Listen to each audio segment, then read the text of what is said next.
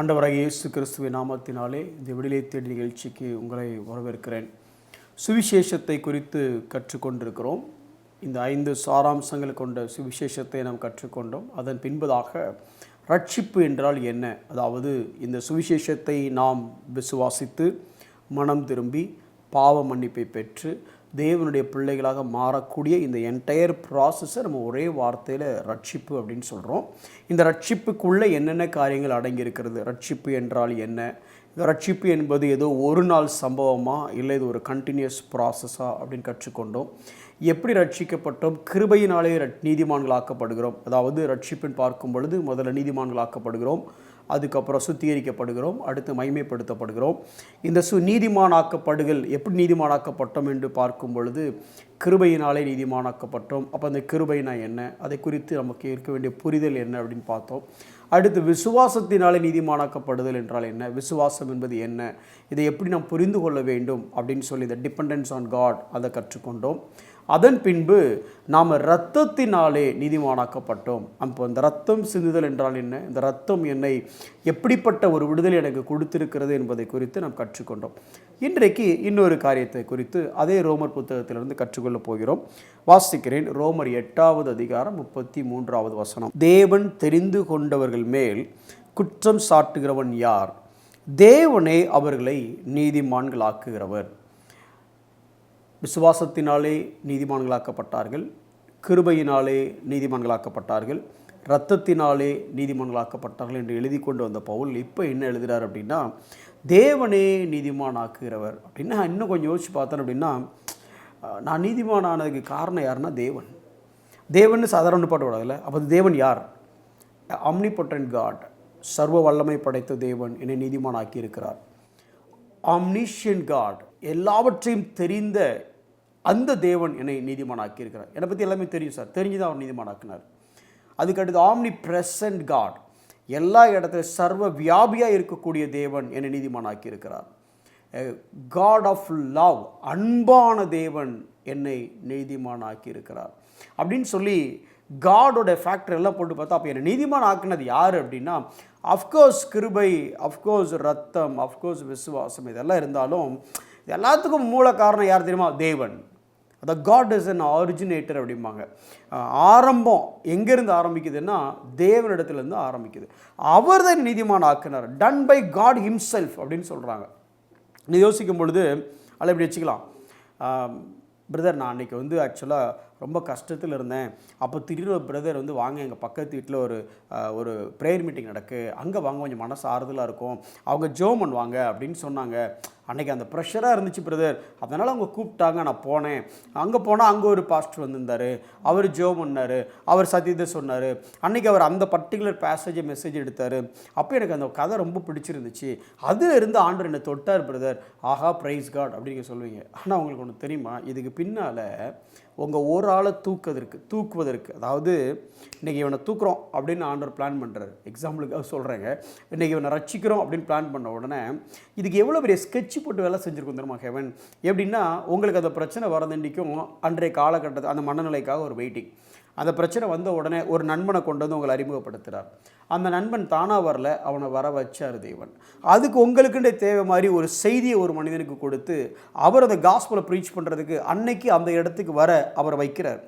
இப்படி இது எல்லாமே நடந்து ஆர்கஸ்ட்ரேட் பண்ணதுக்கு அப்புறம் தான் நீங்கள் ரட்சிக்கப்படுறீங்க. அப்போ இதில் எல்லாத்துலையும் யார் இன்வால்வ் ஆகிருந்தால் தேவனே.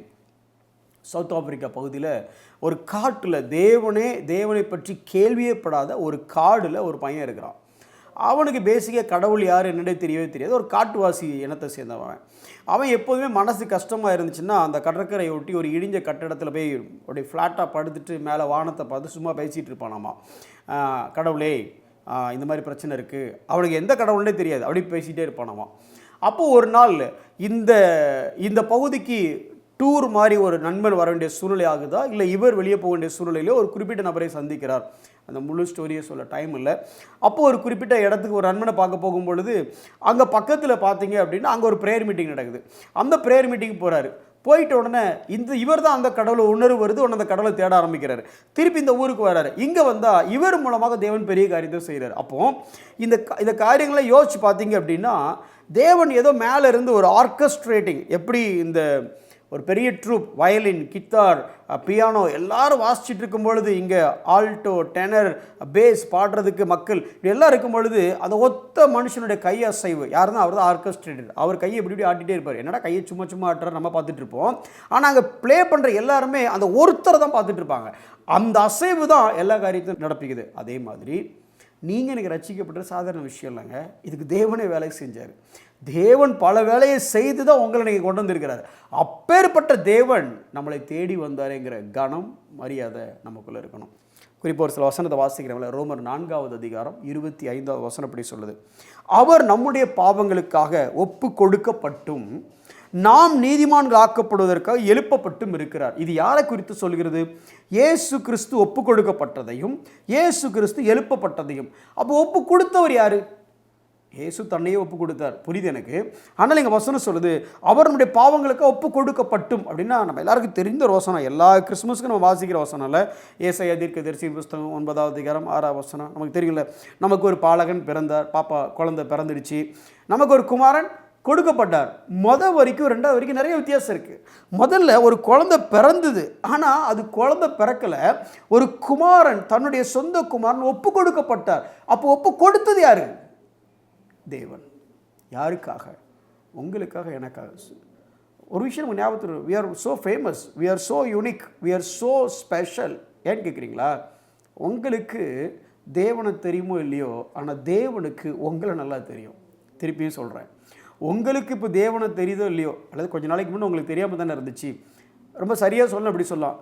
உங்களுக்கு தேவனை தெரிவதற்கு முன்பதாகவே தேவனுக்கு உங்களை ரொம்ப நல்லா தெரியும். நீங்கள் தேவனை தெரிந்து கொள்வதற்கு முன்பதாகவே தேவன் உங்களை தெரிந்து கொண்டார். ரோமர் 8வது அதிகாரம் 11வது வசனம் இப்படி சொல்லுது, அன்றியும் இயேசுவை மரித்தோரிலிருந்து எழுப்பினவருடைய ஆவி உங்களில் வாசமாயிருந்தால் கிறிஸ்துவை மரித்தோரிலிருந்து எழுப்பினவர் யாரு? எழுப்பினவர் உங்களில் வாசமாயிருக்கிற தம்முடைய ஆவியினாலே சாவுக்கு ஏதுவான உங்கள் சரீரங்களை உயிர்ப்பிப்பார். அவர் தான் ஒப்பு கொடுத்தார் கிறிஸ்துவை, அவர் தான் எழுப்பினார். அப்போது இங்கே பேசிக்காக எனக்காக, நான் மீட்கப்படுவதற்காக இயேசு ஒப்பு கொடுக்கப்பட்டார். ஒப்பு கொடுத்தது பிதா. இயேசு என்னுடைய மீட்புக்காக எழுப்பப்பட்டார். எழுப்பினவர் பிதா. அப்போ இந்த வேலையெல்லாம் யாருக்காக? எனக்காக செய்யப்பட்டது. யார் செய்தா அப்படின்னா பிதாவே இந்த வேலையெல்லாம் செய்தார். அப்போ இந்த கடந்த ஒரு சில எபிசோட்ஸ் நீங்கள் யோசிச்சு பார்த்தீங்க அப்படின்னா, கிருபையினாலே ரட்சிக்கப்பட்டேன், விசுவாசத்தினாலே ரட்சிக்கப்பட்டேன், இரத்தத்தினாலே ரட்சிக்கப்பட்டேன், அல்லது நீதிமானாக்கப்பட்டேன்னு சொல்லலாம். கடைசி ஓவராலாக இதெல்லாம் யார் செஞ்சா அப்படின்னா தேவனாலே நீதிமானாக்கப்பட்டேன். அப்போ நீங்கள் ரட்சிக்கப்படுறதுக்கு யாருங்க வேலை செய்யலை? நான் சொல்கிறது உங்களுக்கு புரியுதா? நீங்கள் ரட்சிக்கப்படுறதுக்கு யார் வேலை செய்யலை? இயேசு வேலை செஞ்சார்னு பார்க்குறோம். எப்படி?